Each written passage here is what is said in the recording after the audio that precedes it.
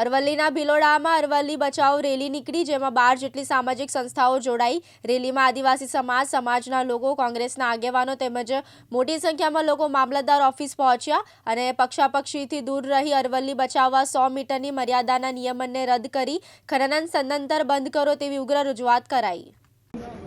અરવલ્લી ગિરિમાળા બચાવો અભિયાનની અંદર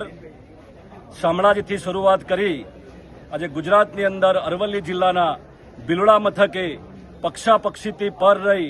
18 આલમનો તમામ સમાજ અરવલ્લી ગિરિમાળા બચાવો જળ જંગલ જમીનના બચાવના અભિયાનમાં મોટી સંખ્યામાં ઉપસ્થિત રહ્યો છે। કેન્દ્ર સરકારના ઇશારે સુપ્રીમ કોર્ટે જે અરવલ્લી ગિરિમાળાઓ હનન કરવાનો જે પ્રયત્ન થઈ રહ્યો છે,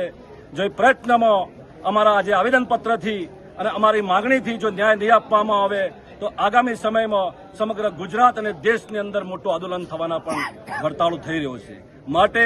કેન્દ્ર સરકાર અને રાજ્ય સરકારને વિનંતી કરીએ છીએ કે ટૂંક સમયમાં આની અંદર માનનીય પ્રધાનમંત્રી શ્રી અને માનનીય મુખ્યમંત્રી શ્રી અરવલ્લી જિલ્લાની ગિરિમાળામાં 1 ઇંચ પણ જમીનનું હનન નહીં કરીએ એવી ખાતરી નહીં આપે તો આગામી સમયમાં જલદ કાર્યક્રમો કરીશું, એમાં કોઈ શંકાને સ્થાન નથી। અરવલ્લી જિલ્લાના ભિલોડા ખાતે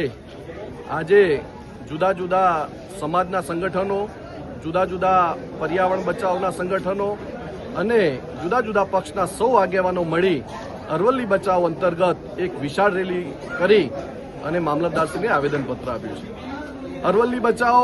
અભિયાન જ્યારથી શરૂ થયું ત્યારથી લોકોની અંદર એક ખૂબ મોટી વાત છે કે ભાઈ આ જે 100 મીટરની વાત અરવલ્લી ગિરિમાળાનું જે પર્વત નહીં ગણવો એ જે થયું છે ત્યારથી લોકોમાં ખૂબ મોટો આક્રોશ છે।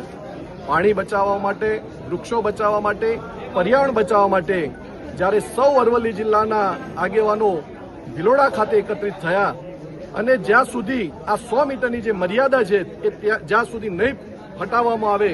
ત્યાં સુધી આ આંદોલન અગાઉના સમયમાં ચાલુ રહેશે। પાણી બચાવવા માટે, જંગલ બચાવવા માટે અને પર્યાવરણ બચાવવા આજે તો સમાજના આગેવાનોએ નક્કી પણ કર્યું છે કે આગામી દિવસોમાં જુદા જુદા હજુ વધુ સંગઠનો, પર્યાવરણ પ્રેમીઓ અને સમાજના આગેવાનોને, બીજા પક્ષોના આગેવાનોને પણ સાથે મળી જો ન્યાય નહીં મળે તો ખૂબ મોટું સંમેલન પણ કરવામાં આવશે। હું દિલીપ કુમાર અરસારી આજે 26 તારીખે મામલતદારશ્રીને ભિલોડા ખાતે હાથમતી નદીથી રેલી સ્વરૂપે મામલતદાર કચેરી આવી જે અરવલ્લી ગિરિમાળાઓનું ખનન કરવાની સરકારે એટલે સુપ્રીમ કોર્ટે જે જજમેન્ટ આપ્યું છે એ જજમેન્ટ પાછું ખેંચે અને ફરીથી એનો ચુકાદો આપે